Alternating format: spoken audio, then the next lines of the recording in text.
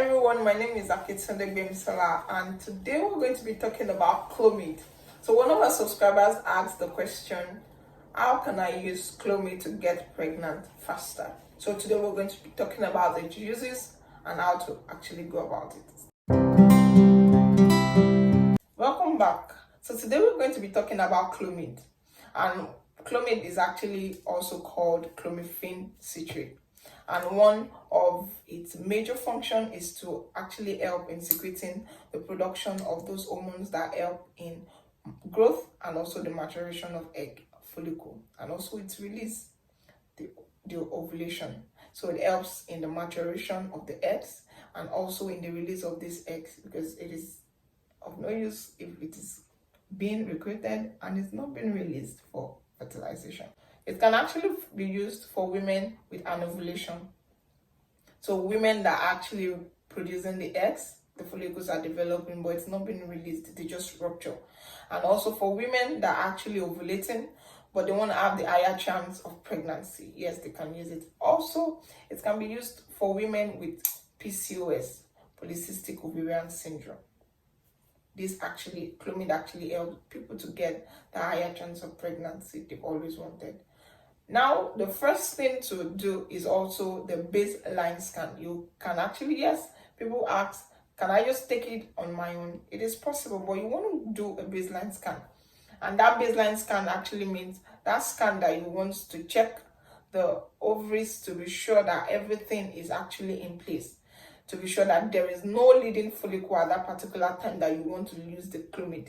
Because when there's a leading follicle already, then the Clomid is actually, what exactly is the Clomid going to do? So you want to check if there is no leading follicles in the ovary already. Another thing that you can actually do is also to do a blood test to check the estrogen level, because when the estrogen level is high within those particular days of the early days, and you would know that at that point there's already a leading follicle. So this drug actually comes in 50 milligram. So the Clomid comes in 50 milligrams. So it is used 1 or 2 tablets, that is 50 to 100 milligram daily for 5 days. For women that are actually ovulating, 50 to 100 milligram for 5 days. For women that are not ovulating, can actually be for 7 days or 10 days, depending on what prescription the doctor actually prescribes for you. Then another thing that you want to do is to also monitor the progress of these follicles, because we said the Clomid actually helps those follicles to grow and also to release those eggs. So you want to actually monitor it through a scan. So the excess of this scan is to be able to see that, okay, at that particular time after you've done the first scan and there is no leading follicle, everywhere is calm. There is no one that is going faster than the other. Then this other scan, you want to monitor that, okay, now that I've started taking this drug, how many follicles are actually growing at that point? So the scan, your other scan, your previous scan is also to monitor that, okay, am I having some follicles growing, or I'm not having excess? Because at that point when you're having like 6-7 follicles growing, the cycle needs to be cancelled. It needs to be cancelled because it's actually not too good. Imagine everything gets released and you're having like 7 babies in one uterus. And it can actually be disastrous. So that cycle can actually be cancelled.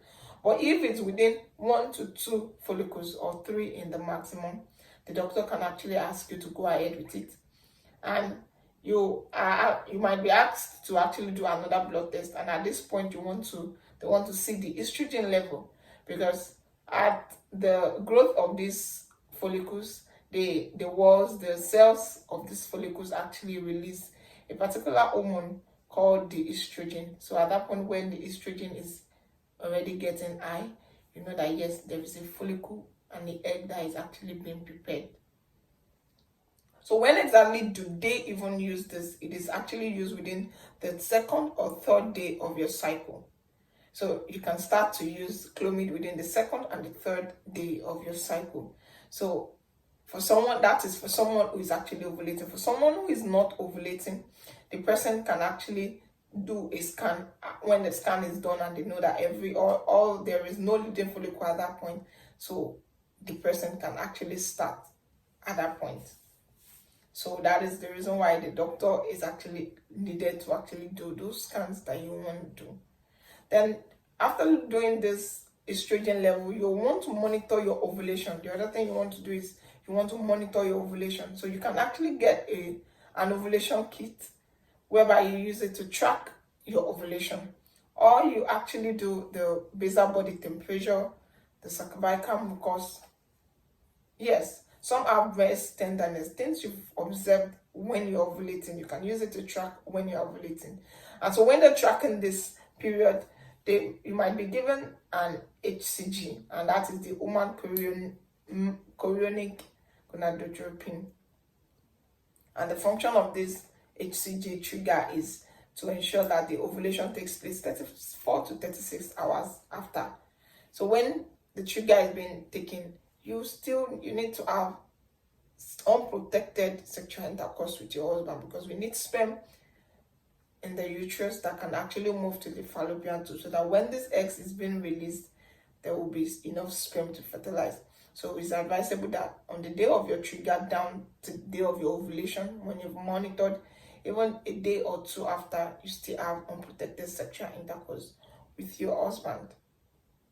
Yes, it's actually advisable. And now the other one you want to do is, after the ovulation has actually taken place, you want to check for the progesterone level. And the ruptured follicle that releases the egg becomes the corpus luteum that actually produces the progesterone. So this progesterone hormone is actually helps in the endometrium, the thickening of the endometrium, the reception of the new fertilized zygote that is becoming the embryo that is coming to implant itself into the uterus. So at that point, you want to check if the progesterone level is actually high.